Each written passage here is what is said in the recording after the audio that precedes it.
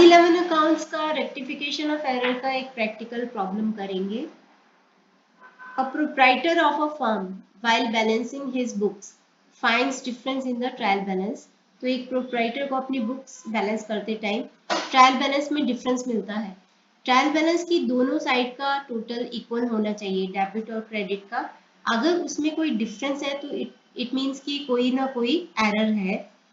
To avoid delay in the preparation of financial statements, he places the difference to suspense account, which he carries forward to the next year। तो अभी देर ना हो जाए financial statement बनाने के लिए, तो इस डिफरेंस को वो सस्पेंस अकाउंट में डाल देता है, सस्पेंस अकाउंट के अंदर डाल देता है, जिसको कि वो अगले साल कैरी फॉरवर्ड करते हैं, यानी कि लेके जाता है। उसके बाद in the next year following errors were identified.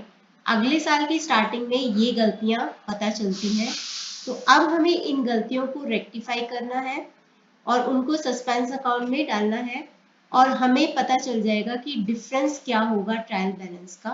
तो हमसे क्वेश्चन में पूछा गया है कि find the difference in the trial balance, तो वो सस्पेंस अकाउंट को बनाने से ही पता चलेगा।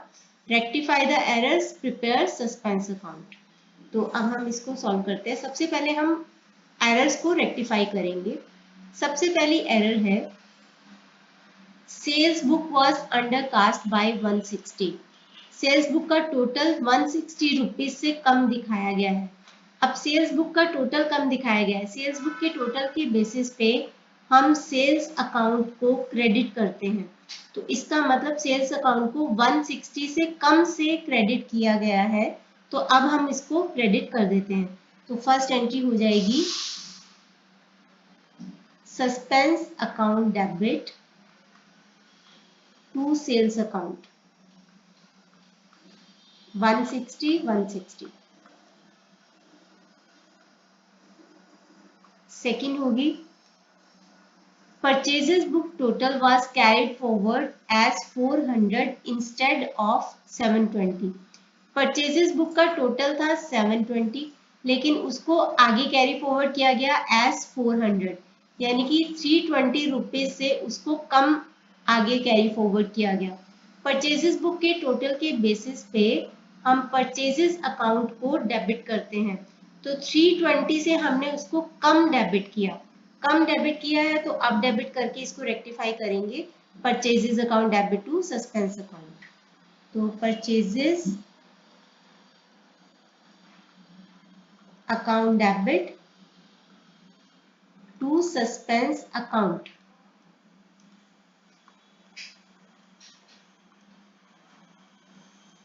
Next credit sales to Gaurav 640 posted as 6400। Gaurav को हमने 640 के सेल्स किए थे, तो उसकी पोस्टिंग की है, पोस्टिंग की है यानी कि गौरव को डेबिट किया होगा। गौरव को डेबिट किया है 6400 से, जबकि हमने उसको सेल किए थे 640 के। तो इसको मैं करेक्ट और रॉन्ग इसके वे से करके दिखाती हूँ। सबसे पहले करेक्ट एंट्री में क्या होना चाहिए था, पोस्टिंग की गलती है, गौरव को सिर्फ क्रेडिट किया गया है, डेबिट किया गया है, क्योंकि सेल्स अकाउंट को क्रेडिट किया जाता है सेल्स बुक के टोटल के बेसिस पे। तो ये पोस्टिंग की गलती है, टोटल सही दिखाया होगा, उसके बेसिस पे सेल्स अकाउंट को सही से क्रेडिट किया गया होगा। तो यहाँ पे गौरव को डेबिट करना था, गौरव अकाउंट डेबिट करना था हमें 640 से, लेकिन हमने क्या किया, रॉन्ग में क्या कर दिया, गौरव को डेबिट कर दिया 6400 से। अब हम रॉन्ग वाले को रिवर्स करेंगे, यानी कि टू गौरव करेंगे, तो टू गौरव करेंगे 6400 से। अब करेक्ट और रिवर्स को मर्ज कर देते हैं। गौरव को डेबिट करना है 640 से, गौरव को क्रेडिट करना है 6400 से। तो क्या ज्यादा है, क्रेडिट वाली अमाउंट ज्यादा है, तो कितने से ज्यादा है, 6400 माइनस 640, 5760 से क्रेडिट ज्यादा करना है। तो हम एंट्री करेंगे suspense account debit to Gaurav 5760। Entry हो जाएगी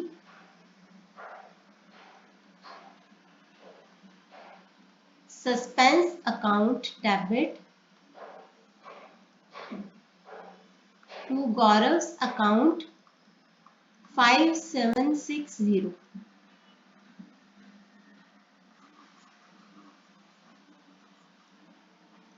नेक्स्ट है sales to Kabir 640 recorded in the sales book as 6400.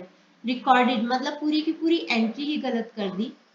करना था कबीर को हमने सेल किया था 640 का, तो करना था कबीर डेबिट टू सेल्स 640 और कर दिया है कबीर डेबिट टू सेल्स 6400. तो करेक्ट वाले में हमें करना था कबीर डेबिट टू सेल्स 640 और रॉन्ग वाले में हमने कर दिया है कबीर डेबिट टू सेल्स 6400. अब रॉन्ग वाले को रिवर्स कर दो, यानी कि sales debit 6400 to Kabir 6400.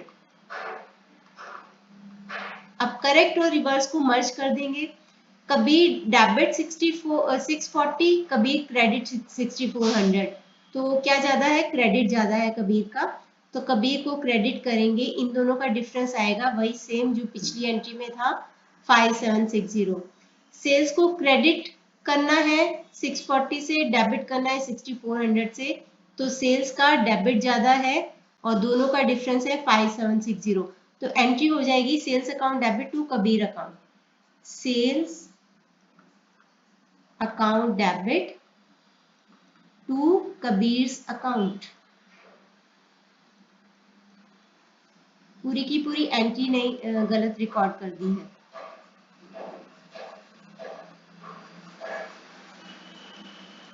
Next है purchases of furniture of 16,000 pass through the invoice book. इसका मतलब है फर्नीचर खरीदा था 16,000 का और उसको इनवॉइस बुक के थ्रू पास कर दिया, यानी कि उसको परचेजेस में दिखा दिया. ऐसे दिखा दिया कि हमने परचेजेस किए हैं. तो हमने 16,000 का फर्नीचर खरीदा था. एंट्री हो जाएगी, करेक्ट होनी थी फर्नीचर अकाउंट डेबिट और हमने रॉन्ग वाले में क्या कर दिया? Purchases account debit. तो रॉन्ग वाले को रिवर्स कर देंगे, यानी कि टू परचेजेस कर देंगे. तो एंट्री हो जाएगी furniture account debit to purchases account 16,000. तो ये एंट्री कर देते हैं हम. Furniture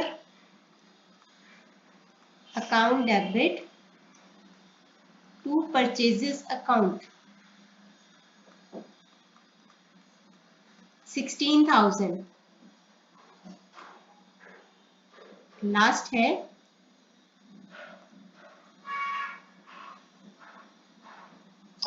cell of a furniture of 1600 to Shiv not recorded anywhere, not entered anywhere, मतलब कहीं पे भी इसकी एंट्री नहीं की. तो अब हम इसकी एंट्री कर देते हैं. शिव को हमने फर्नीचर बेचा है तो वो हमारा डेटर बन गया. डेटर एक एसेट होती है, एसेट बढ़ती है तो उसको हम डेबिट करते हैं. तो शिव डेबिट टू फर्नीचर बेचा है उसको, तो शिव डेबिट टू फर्नीचर.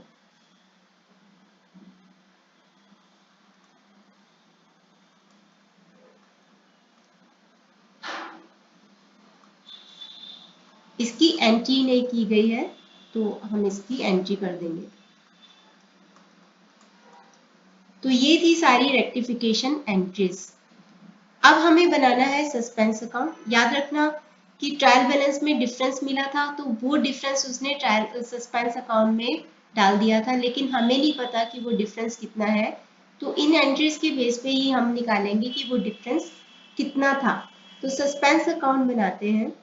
सबसे पहले सस्पेंस अकाउंट पहली एंट्री में सस्पेंस अकाउंट को डेबिट किया है 160 से, यानी कि सस्पेंस अकाउंट की डेबिट साइड पे आ जाएगा 160 और लिखेंगे क्या? To sales account 160. तो यहाँ पे सस्पेंस अकाउंट है. सबसे पहले मैं पहली लाइन डेबिट और क्रेडिट दोनों साइड पे छोड़ रही हूँ क्योंकि हमें नहीं पता कि ट्रायल बैलेंस का डिफरेंस कौन सी साइड पे आने वाला है. तो टू सेल्स अकाउंट 160. आगे है सेकंड में सस्पेंस अकाउंट को क्रेडिट किया है 320 से, तो सस्पेंस अकाउंट की क्रेडिट साइड पे आएगा 320 और लिखेंगे क्या, by purchases account, by purchases account 320 by purchases account. इसके बाद है सस्पेंस अकाउंट को डेबिट किया है 5760 से, तो डेबिट साइड में आएगा 5760 और लिखेंगे टू गौरव्स अकाउंट, तो यहाँ पे लिख देते हैं टू गौरव्स अकाउंट 5760। आगे फोर्थ एंट्री में सस्पेंस अकाउंट नहीं है, फिफ्थ में सस्पेंस अकाउंट नहीं है और सिक्स्थ में भी सस्पेंस अकाउंट नहीं है, तो यहाँ से कोई एंट्री नहीं जाएगी, कोई पोस्टिंग नहीं जाएगी। अब इसके बेसिस पे हमें डिफरेंस इन ट्रायल बैलेंस निकालना है। डेबिट साइड का टोटल है 160 प्लस 5760, तो ये हो गया 5920। क्रेडिट का भी यही होना चाहिए 5920, तो बैलेंसिंग फिगर आएगी 5920 में से 320 को माइनस करेंगे, बैलेंसिंग फिगर आती है 5600 की, तो इसका मतलब ये होगा ट्रायल बैलेंस का डिफरेंस। तो आप यहाँ पे लिखोगे bye difference in trial balance, ये हमारी बैलेंसिंग फिगर है और ये है हमारा पहला आंसर। हमें पूछा गया था कि यहाँ पे रेक्टिफिकेशन एंट्री पास करने के लिए बोला गया था and find the difference in the trial balance which is 5600, prepare suspense account. यहाँ पे आंसर में एक टोटल ऑफ सस्पेंस अकाउंट भी हमारा करेक्ट है।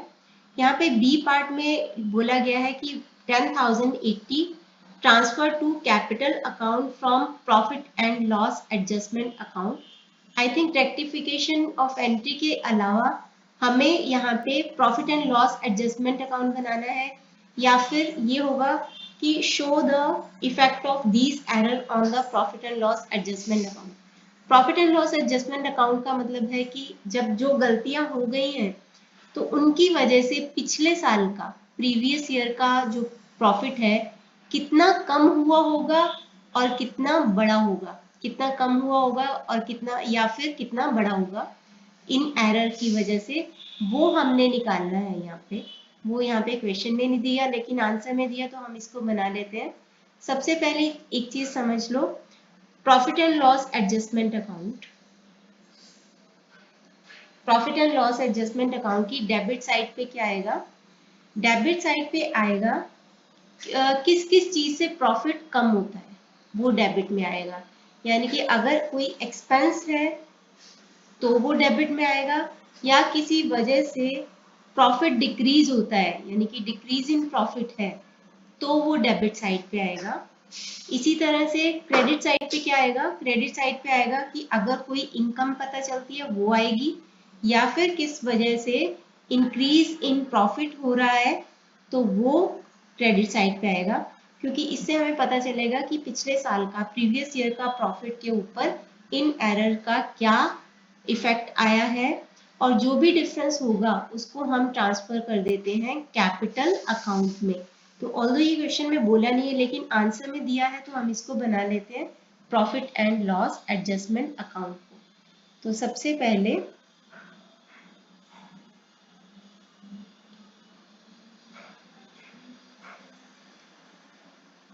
पहले हम एंट्रीज को ही देखेंगे। पहला है sales book was under cast by 160, sales book का टोटल 160 से कम दिखाया, तो सेल्स रिप्रेजेंट करता है इनकम को, तो इनकम कम दिखाई। अब जब हमें पता चल रहा है कि इनकम 160 से बढ़ रही है तो हम उसको दिखाएंगे profit and loss adjustment account की क्रेडिट साइड में, क्योंकि हमारी इनकम बढ़ रही है। जैसे कि मैंने यहाँ पे बोला कि इनकम है, बढ़ रही है, तो उसको क्रेडिट साइड पे दिखा दो 160, तो यहाँ पे 160, तो लिख देंगे बाय डेटर, क्योंकि हमें अब नाम नहीं पता कि किसको बेचा गया था, तो बाय डेटर्स अकाउंट। आगे है Purchases book total was carried forward as 400 instead of 720. 720 की परचेजेस किए थे लेकिन 400 के दिखा दिए, तो यानी एक्सपेंस को रिप्रेजेंट करते हैं परचेजेस। तो एक्सपेंस बढ़ रहे हैं यहाँ पे 320 से, तो 320 से एक्सपेंस हमारे बढ़ रहे हैं, तो इसको profit and loss adjustment account की डेबिट साइड पे दिखाएंगे 320, क्योंकि इससे हमारे एक्सपेंसेस बढ़ रहे हैं। तो 320, तो यहाँ पे लिखेंगे क्या, टू सप्लायर, क्योंकि नाम नहीं पता है तो टू सप्लायर्स अकाउंट, जिससे भी हम परचेजेस कर रहे हैं। उसके बाद है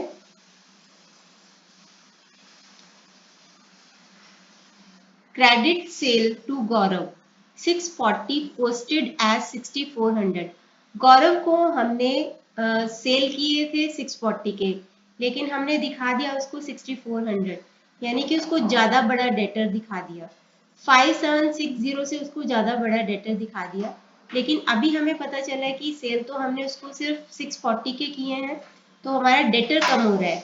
डेटर कम हो रहा है तो डेटर कम होने के बेसिस पे हमारा प्रॉफिट कम हो रहा होगा, तो क्योंकि हमने सेल कम किए हैं, डेटर तो एसेट कम होती है तो उससे प्रॉफिट पे इफेक्ट नहीं आता, सेल कम हो रही है 5760 से, ये हमें दिख रहा है कि हमारी सेल कम हो रही है, यानी कि इनकम कम हो रही है 5760 से।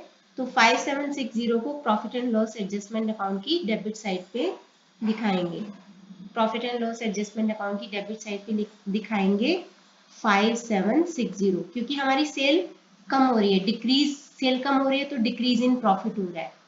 अब इसको लिखेंगे क्या, टू गौरव। आप इस चीज को समझ लो कि यहाँ पे मैं लिख कैसे रही हूँ, गौरव यानी डेटर अब कम हो गया है तो उसकी वजह से टू गौरव लिखा है, डेटर इतने से कम हो गया लेकिन इतनी अमाउंट से हमारी प्रॉफिट कम हो रहा है, तो इसको 5760 को हम profit and loss adjustment account की डेबिट साइड पे दिखाएंगे।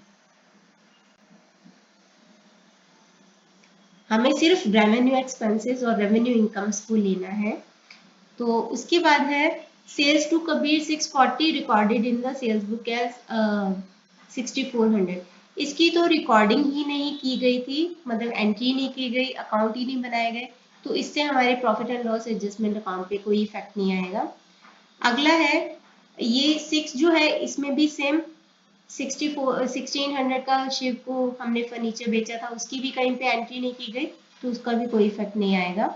लेकिन फिफ्थ एंट्री देखो, फिफ्थ एंट्री में परचेज ऑफ फर्नीचर 16,000 का हमने फर्नीचर बेचा था, लेकिन हमने उसको परचेजेस बना के दिखा दिया, एक्सपेंसेस बढ़ा के दिखा दिया। अब हमें पता चल रहा है कि वो वाले एक्सपेंसेस तो हमने किए ही नहीं। याद रखना, फर्नीचर खरीदा था, एसेट खरीदी थी, वो कैपिटल एक्सपेंडिचर होता है, वो प्रॉफिट एंड लॉस अकाउंट में नहीं आता, लेकिन हमने इसको परचेजेस बना के दिखा दिया, यानी एक्सपेंसेस को बढ़ा के दिखा दिया। लेकिन अब हमें पता चल रहा है कि वो 16,000 के परचेजेस हुए ही नहीं थे, यानी एक्सपेंसेस कम हो रहे हैं 16,000 से। तो हम एक्सपेंसेस कम होते हैं यानी कि हमारा प्रॉफिट इंक्रीज हो रहा है, इंक्रीज इन प्रॉफिट, तो इस 16,000 को हम यहाँ पे दिखा देंगे और लिखेंगे बाय फर्नीचर अकाउंट, क्योंकि हमने ये शो करना है कि क्या डेबिट हुआ, जो ये हुआ है तो फर्नीचर बढ़ा है। अब दोनों साइड का टोटल कर दो, क्रेडिट साइड का टोटल आ रहा है 16,160, तो डेबिट का भी उतना ही आना चाहिए। तो बैलेंसिंग फिगर 16,160 में से 320 को माइनस किया और 5760 को माइनस करेंगे तो हमारे पास आ रहा है 10080। इसको हम ट्रांसफर कर देंगे उसके प्रोप्राइटर के कैपिटल अकाउंट में, तो कैपिटल अकाउंट में ट्रांसफर करेंगे 10060, इतने से उसकी कैपिटल बढ़ गई है और यही हमारा आंसर है। ये देखो, यही हमारा आंसर। तो एक बार मैं आपको क्वेश्चन दिखा देती हूँ। ये था हमारा question, rectification entries, suspense account और प्रॉफिट एंड लॉस एडजस्टमेंट।